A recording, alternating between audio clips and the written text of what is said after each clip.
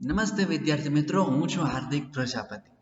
આજે આપણે વાત કરવાના છીએ ધોરણ 11 અંતર્ગત જે આર્ટ્સ ડિપાર્ટમેન્ટ છે તેનો ખૂબ જ ઇમ્પોર્ટન્ટ ટોપિક અને વિષય જેને આપણે ભૂગોળ તરીકે ઓળખીએ છીએ. તો ભૂગોળ ધોરણ 11 અંતર્ગત આપણે પ્રીવિયસ વિડીયોમાં સ્ટાર્ટ કર્યું હતું ભૂકંપ અને જ્વાળામુખી. તો ભૂકંપના પ્રકારો કયા છે, ભૂકંપનું પ્રસ્ફુટન કઈ રીતના થાય છે અને ભૂકંપ છે એની અસરો કયા છે, એના કારણો કયા છે અને એની સાથે આપણે પિક્ચરની સાથે એને સમજવાની ટ્રાય કરી હતી. તો ત્યાંથી જ આપણે કન્ટિન્યુ કરીએ છીએ આગળ નેક્સ્ટ જે ટોપિક છે તેને. તો તમારે નોટ્સ પણ બનાવવાની છે અને સાથે સમજવાનું પણ છે. તો ચલો વધારે સમય નહીં લઈએ, સ્ટાર્ટ કરીએ આપણે ભૂકંપ અને જ્વાળામુખી ધોરણ 11 નો ચેપ્ટર નંબર 4. ચાલો, તો એની અંતર્ગત સૌથી પહેલા હું વાત કરું કે ભૂકંપ માપવા હોય તો આપણે કહીએ છીએ કે ચલો પાણી છે તો એને ક્યુસેકમાં મપાય છે, સમજાય. કોઈ વજન છે, દળ છે તો એને કિલોગ્રામમાં મપાય છે. તો કે યસ, અને કોઈ દળ હોય તો તેને લંબાઈમાં મપાય છે. દળને વજનમાં મપાય, જ્યારે કદ છે તેને લંબાઈમાં મપાય. તો એવી જ રીતના ભૂકંપને શું માપી શકાય? તો સૌથી પહેલા તો આવો પ્રશ્ન આવે તો કે હા, બિલકુલ માપી શકાય. તો આપણે ટીવીમાં ન્યૂઝમાં જોતા હોઈએ છીએ કે ન્યૂઝમાં એવું લખે છે કે 7.5 નો ભૂકંપ આવ્યો, 6.2 નો ભૂકંપ આવ્યો યા 3.5 નો ભૂકંપ આવ્યો. તો એનો મતલબ શું છે? આ 3.5, 6.2 આ બધું શું માપ છે? તો એની આપણે હવે સમજીએ તો કે યસ, તો ભૂકંપને માપી શકાય છે.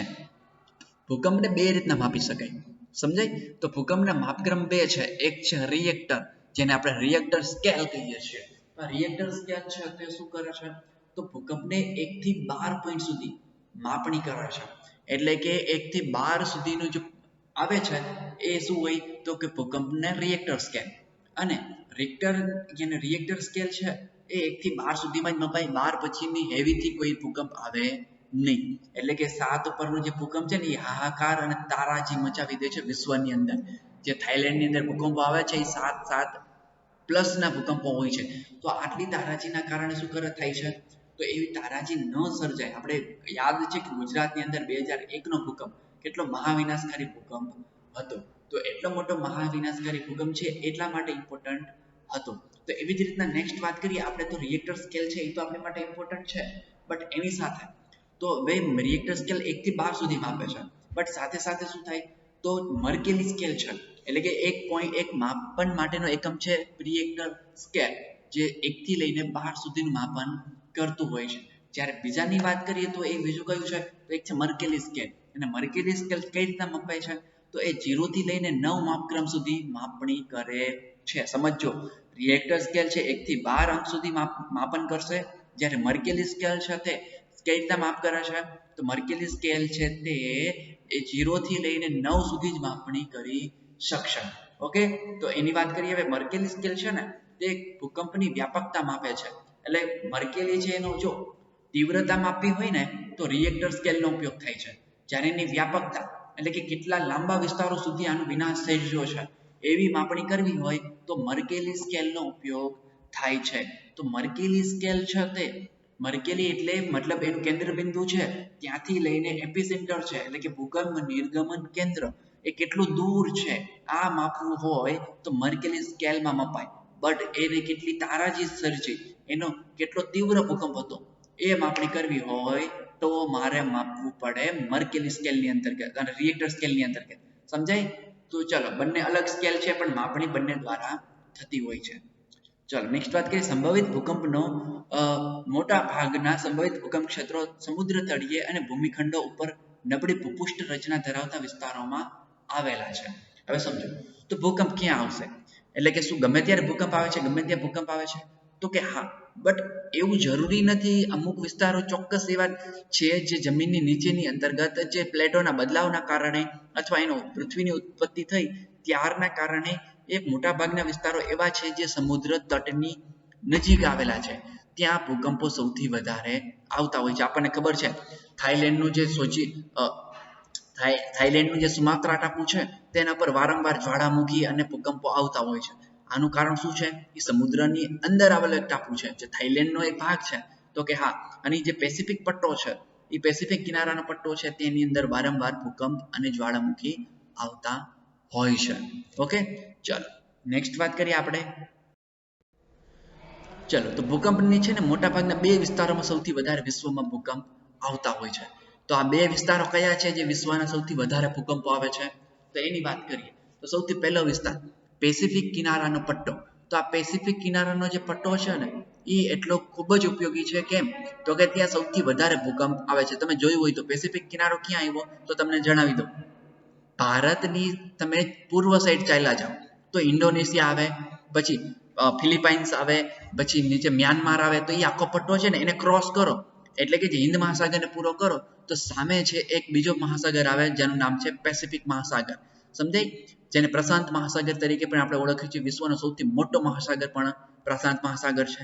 તો કે યસ, અને આ પ્રશાંત મહાસાગર છે એટલે કે ડાબી બાજુથી શરૂ કરો એટલે કે થાઈલેન્ડનું સુમાત્રા ટાપુ છે ત્યાંથી ચાલ્યા જાઓ ઉપર તો કે સુમાત્રા, તાઇવાનની ઉપર ચાલ્યા જાઓ એટલે ચાઇનાથી લઈને આખો પટ્ટો એશિયાનો એટલે કે ઉપર રશિયાનો જે દરિયા કિનારો, રશિયાની બાજુમાં ચાલ્યા જાઓ તો કાંઈ જ નથી એટલે કે ઉપર ટોપ ઉપર ઉત્તર ડાયરેક્શનમાં કાંઈ નથી પેસિફિકના. અને પેસિફિકની થોડેક ઉત્તરથી થોડેક તમે પૂર્વ ડાયરેક્શનમાં આગળ વધો તો ઉત્તર પૂર્વમાં આગળ વધો એટલે ઉત્તર અમેરિકા ખંડ આવી જાય. અને ઉત્તર અમેરિકા ખંડનો જે મોસ્ટ ઓફ ભાગ છે તે દરિયા કિનારાનો ત્યાંથી લઈને નીચે આવતા જાવ એટલે કે આખી સર્કલ બનાવે, રિંગ બનાવે, જેને રિંગ ઓફ ફાયર તરીકે પણ આપણે ઓળખીએ છીએ. એટલે કે આ જે પેસિફિક કિનારાનો પટ્ટો છે ને એ બધામાં શું આવે છે? વારંવાર ભૂકંપ આવતા હોય છે. ઓકે, તો હવે એને સમજીએ કે વિશ્વના મોટા ભાગના ભૂકંપો છે ને એ 68% ભૂકંપો અહીંયા આવે છે. એટલે કે ક્યાં? આ પેસિફિક કિનારાના પટ્ટામાં એટલે કે જે પ્રશાંત મહાસાગરનો કિનારો છે ત્યાં. અને 68% ભૂકંપો આ જ વિસ્તારમાં આવતા હોય છે જેની અંદર ઉત્તર અમેરિકા, દક્ષિણ અમેરિકા, પેસિફિક કિનારે આવેલા રોકીઝ અને એન્ડીઝ પર્વત શ્રેણીઓ. તો આપણને ખબર છે રોકીઝ અને એન્ડીઝ પર્વત શ્રેણીઓ ક્યાં આવેલી છે? તો પ્રશાંત મહાસાગરની પૂર્વમાં, બટ અમેરિકા જે ખંડ છે એની પશ્ચિમ ડાયરેક્શનમાં આવી છે. એટલે કે વચ્ચે આવેલી છે પેસિફિક કિનારો અને અમેરિકા ખંડ. તો બંને વચ્ચે એક આખી શું બને છે? તો કે આ પર્વતમાળાઓ. તો કે યસ, પછી એશિયામાં ચીન, જાપાન, ફિલિપાઇન્સ, ઇન્ડોનેશિયા અને ન્યુઝીલેન્ડમાં આવેલી પર્વત શ્રેણીઓનો પણ સમાવેશ થાય છે. તો મેં તમને હમણાં જ આખો પટ્ટાની વાત કરી. આ પટ્ટો છે મેં બોલ્યો એ પટ્ટો તમે એક ડ્રો કરી લેજો નોટબુકની અંદર એટલે સરસ મજાનું યાદ રહી જશે કે પેસિફિક કિનારાનો પટ્ટો કઈ રીતના સ્ટાર્ટ થાય છે અને કઈ જગ્યાએ એના ભૂકંપો સૌથી વધારે અનુભવાતા હોય છે. 68% ભૂકંપો વિશ્વના અહીંયા આવતા હોય છે. આ થઈ વાત પેસિફિક કિનારા પટ્ટાની.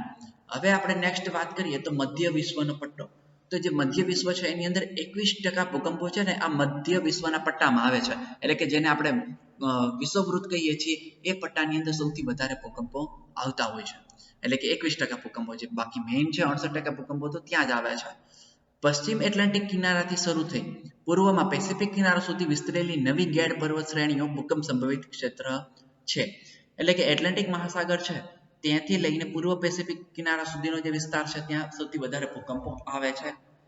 આ પટ્ટામાં ભૂમધ્ય સમુદ્રથી ઉત્તરે આલ્પ્સ અને દક્ષિણે આવેલી એટલાસ પર્વત શ્રેણીઓ તથા એશિયામાં આવેલી હિમાલય પર્વત શ્રેણીઓમાં વધુ ભૂકંપો થાય છે. એટલે કે વિષુવવૃત્તની નજીક આવેલા જે પર્વતો છે, જે પર્વત શ્રેણીઓ આલ્પ્સ, એટલાસ અને હિમાલય, તો તેની અંદર આ ભૂકંપના આંચકાઓ અનુભવાતા હોય છે. આ ઉપરાંત હિન્દ મહાસાગર અને એટલાન્ટિકમાં છૂટાછવાયા નાના ટાપુઓમાં ભૂકંપ ક્ષેત્રો છે. એટલે કે તે નાના ટાપુની અંદર ભૂકંપો અનુભવાતા હોય છે અને એના આધારે શું થતું હોય છે? તેના આધારે છે એ તો ભૂકંપો ત્યાં સૌથી વધારે આવે છે અને તેનો અંદાજ લગાવવામાં આવતો હોય છે.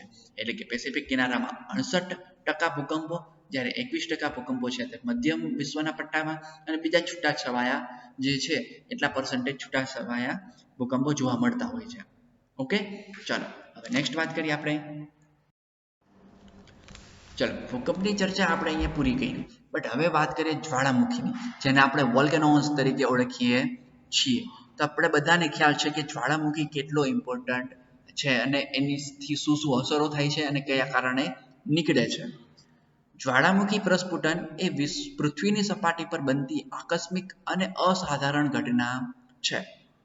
એટલે કે જે આકસ્મિક છે એટલે કે એનો કોઈ અંદાજ લગાડી શકાતો નથી કે જ્વાળામુખી આ ટાઈમે આવી રીતના નીકળશે. તો કે યસ, એ કુદરતી ઘટના છે. તો કે એક આકસ્મિક ઘટના છે જે કુદરત દ્વારા બનતી છે. અસાધારણ ઘટના પણ છે. તે પૃથ્વીના મર્યાદિત પ્રદેશોમાં ફેરફાર લાવનારું પ્રાકૃતિક પરિબળ છે. એટલે કે યસ એ મર્યાદિત પ્રદેશો એટલે કે જે નિશ્ચિત પ્રદેશો છે ને એ પ્રદેશોની અંદર ફેરફાર થવાના કારણે આ જ્વાળામુખી પ્રસ્ફુટન થતું હોય છે. તે મોટા પાયાની અને લાંબા ગાળાની અસરો પેદા કરે છે. એટલે કે મોટા પાયે એટલે કે જ્વાળામુખી જ્યારે નીકળે તો હાહાકાર મચાવી દે છે આજુબાજુના વિસ્તારોની અંદર અને લાંબા ગાળાની અસરો પણ તેનાથી થતી હોય છે. કેમ કે જે લાવા નીકળે છે જ્વાળામુખી નીકળે છે એનો લાવા છે મેઘમાં, તો મેઘમાં જમીન ઉપર પથરાય છે અને લાંબા એટલે કે 100-200 કિલોમીટર સુધી છે એ લાવા પથરાતો હોય છે. એટલે કે એ જમીનો છે એ આગળ બધાને નુકસાન કરે છે અને એનાથી નીકળતા જે ગેસીસ છે ગેસીસ પણ નુકસાન કરે છે એન્વાયરમેન્ટને.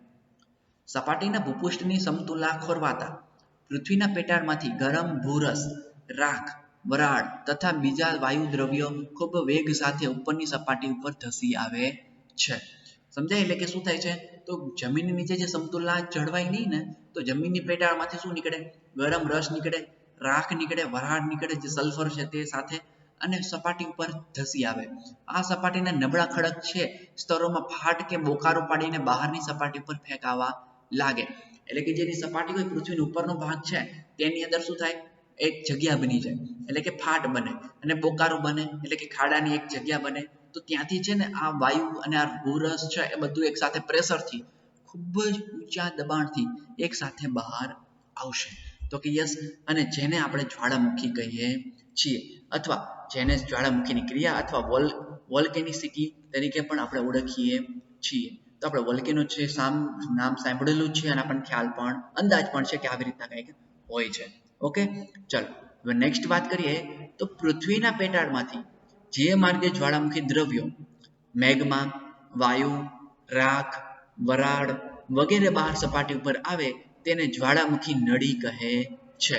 જો પૃથ્વીના પેટાળની અંદર જુઓ, યાદ રાખો સપાટીની અંદર એટલે કે પૃથ્વીના સપાટીની નીચે તો મેગ્મા છે, પણ આ મેગ્મા જે માર્ગે બહાર નીકળશે ને એટલે કે એનો એક રસ્તો બનશે જ્યાંથી લાવા છે એ બહાર આવે છે, પૃથ્વીની સપાટી ઉપર બહાર ન નીકળે ત્યાં સુધીનો પ્રદેશ એટલે કે જ્યાં આપણે રહીએ છીએ તે સપાટી અને પૃથ્વીની જે નીચે લાવા રસ છે ત્યાં સુધીનો વિસ્તાર છે. એટલે કે જે માર્ગે બહાર આવે એ માર્ગને શું કહેવાય? જ્વાળામુખી નળી, જેને ઇંગ્લિશમાં આપણે કહીશું વોલ્કેનો પાઇપ. સમજાય? આપણે યાદ રાખવાનું છે. આપણને વ્યાખ્યાની અંદર જો નવો કોર્સ ચેન્જ થાય તો MCQ ટાઈપમાં અથવા વન લાઇનર પૂછાય તો આપણી માટે આ બધી ડેફિનેશનો યાદ રાખવાની. જ્વાળામુખી કોને કહેવાય અને જ્વાળામુખી નળી કોને કહેવાય. બીજું વાત કરીએ હવે જ્વાળામુખ. તો જ્વાળામુખ છે ને એ પહેલા સમજી લઈએ પછી સમજાવું. જમીન સપાટી પર અસ્તિત્વમાં આવેલું ગળણી આકારનું બોકારો કે જ્યાંથી જ્વાળામુખી નળી દ્વારા પેટાળમાંથી બહાર દ્રવ્યો સપાટી પર ફેંકાય છે તેને જ્વાળામુખ કહે છે. હવે સમજો, જ્વાળામુખ એટલે શું? કે કોઈ એક જમીનની સપાટી છે ત્યાંથી એટલે કે નીચેથી જમીનની નીચેથી લાવા જે મેગ્મા જે બહાર આવે છે તો જમીનની સપાટી ઉપર આવે એટલે કે કોઈ એક કિનારે એક શું થશે? આપણે ફુવારો થાય છે પાણીનો, કઈ રીતના થાય છે? તો જમીનની નીચેથી પાઇપ પાણી હોય, પાઇપ દ્વારા એને પ્રેશરથી બહાર નીકળે તો જે ફુવારાનું સ્ટેન્ડ હોય ત્યાં આજુબાજુ શું થાય? તો જે ફુવારાનું મુખ હોય, એક એક્ઝામ્પલ દ્વારા સમજાવું છું, જે ફુવારાનું મુખ હોય એને શું કહેવાય? જ્વાળામુખ. એટલે કહેવાનો મતલબ એવો કે જ્યાંથી જ્વાળા છે ને જ્વાળામુખી નીકળતો હોય એ કેન્દ્ર બિંદુને શું કહેવાય? જ્વાળામુખ કહેવાય. એટલે કે જે જમીનની સપાટી પર જે જગ્યા ઉપર જ્વાળામુખ પ્રસરાય એને કહેવાય જ્વાળામુખ. આ બધી જ યાદ રાખવાની છે ડેફિનેશનો, કેમ કે એકવાર સમજી જશો તો યાદ ઇઝીલી રહી જશે. ઓકે, નેક્સ્ટ વાત કરીએ જ્વાળામુખીની પ્રસ્ફુટન પ્રક્રિયાનું વારંવાર પુનરાવર્તન થવાથી જ્વાળામુખ જ્યારે બહુ જ પહોળું થઈ જાય છે જેને જ્વાળામુંડ કહે છે. એટલે કે જે આ જ્વાળામુંડ છે એ શું છે? તો એને કેલ્ડેરા તરીકે પણ આપણે ઓળખીએ છીએ. તો કે યસ, જો આનો મતલબ યાદ રાખવાનો છે કેલ્ડેરા. સમજાય? ઇંગ્લિશમાં પૂછાય છે આપણને, એમ કહે છે કે કેલ્ડેરા એટલે શું? એક માર્કમાં પૂછાય. તો કેલ્ડેરા એટલે એવું કે કોઈ એક જ્વાળામુખ ઉપર વારંવાર જો જ્વાળામુખી નીકળે તો એનું મુખ છે એકદમ નાનું હોય પહેલા જ્વાળામુખીના કારણે, બટ વારંવાર જ્વાળામુખી નીકળે તો શું થઈ જાય? એનું મુખ છે એ એકદમ પહોળું થતું જાય છે. એટલે કે જમીનનો જે ભાગ છે ને લાવા નીકળવાનો એ ધીરે ધીરે એની સાઈઝ વધતી જાય, જેના કારણે એને કહેવાય કેલ્ડેરા. ઓકે, કેલ્ડેરા તરીકે ઓળખાય તો જ્વાળામુખ નહીં પણ જ્વાળામુંડ કહે છે, બટ એ આપણે યાદ રાખવું નથી, કેલ્ડેરા જ આપણને પૂછાય છે. પછી નેક્સ્ટ વાત કરીએ તો ક્રેટરની વાત કરીએ અને જ્વાળામુખ પર્વતની.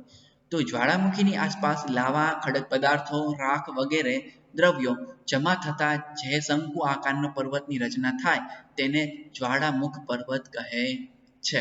ઓકે, આ તો ઈઝી છે, આ તો યાદ રહી જશે. હવે વાત કરવાની છે આપણે શેની, તો કે જ્વાળામુખ ઉપર નદી ઉપર કટોરા જેવી જે આકૃતિ દેખાય ને એને આપણે શું કહીશું, તો કે ક્રેટર કહીશું.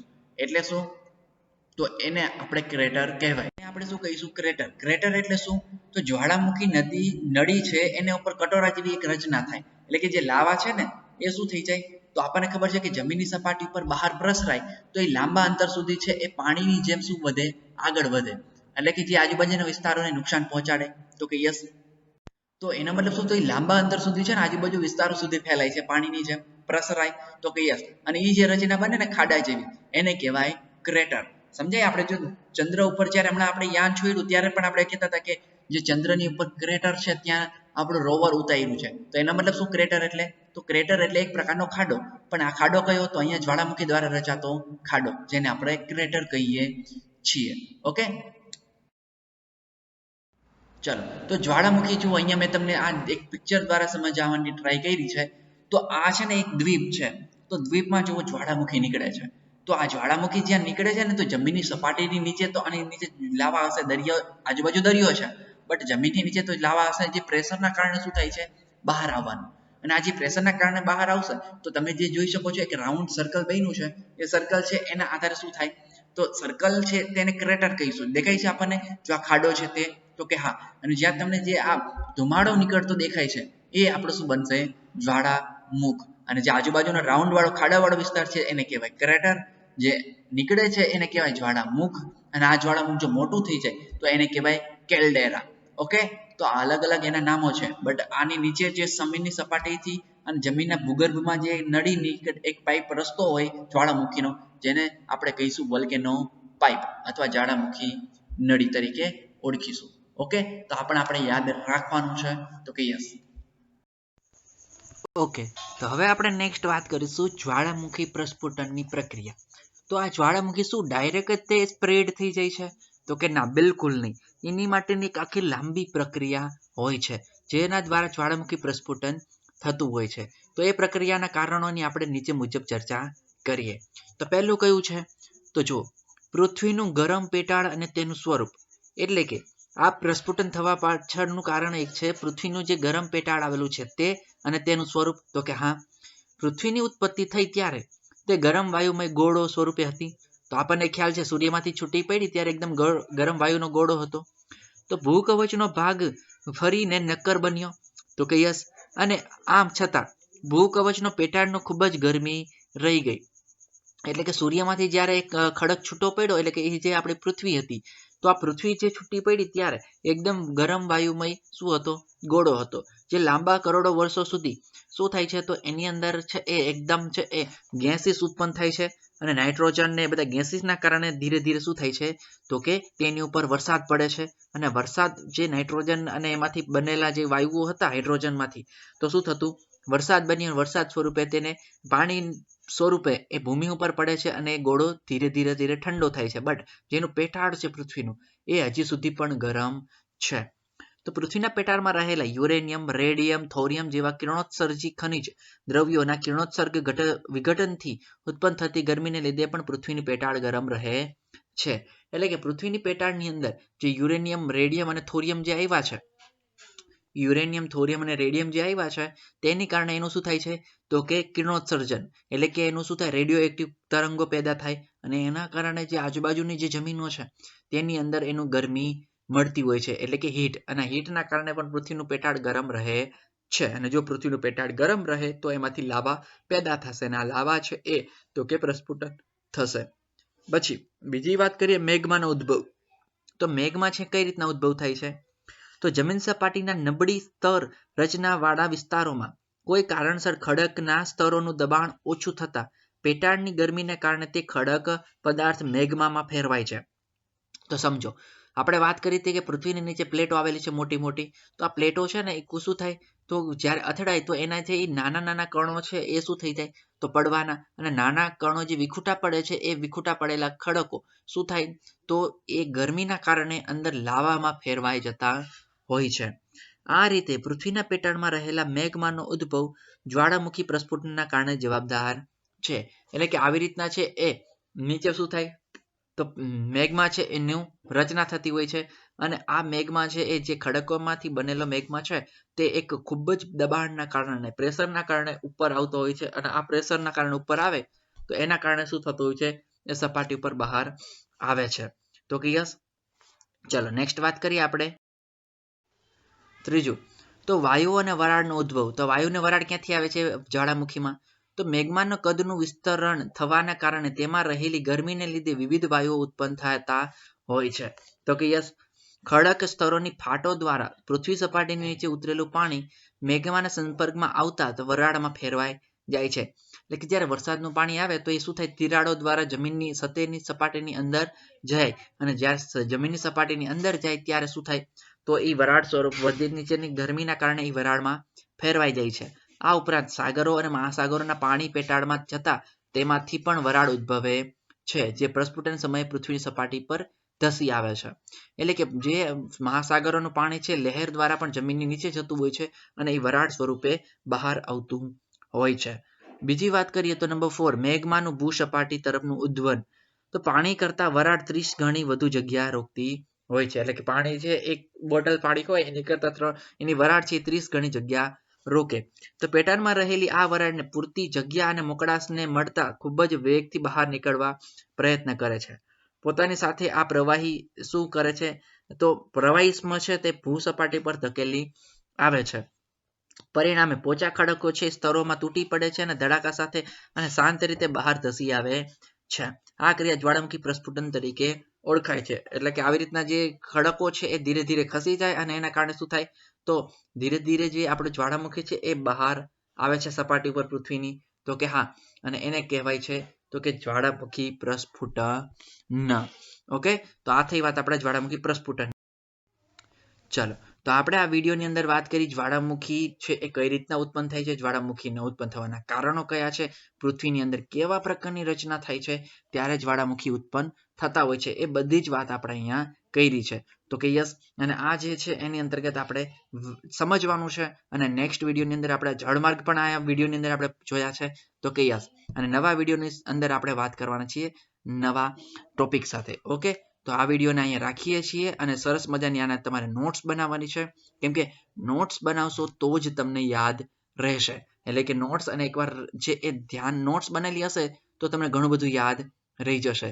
બાકી બુકની અંદર ઘણું બધું લખેલું હોય જ છે તો એ આપણને યાદ રહેતું નથી. એટલા માટે નોટ્સ બનાવજો અને સરસ રીતના ગ્રાફ છે કે જે મેપ આવે છે એને ડ્રો કરજો એટલે સરસ મજાનું યાદ રહી જશે. ઓકે તો મળીએ ફરીવાર. Thank you very much.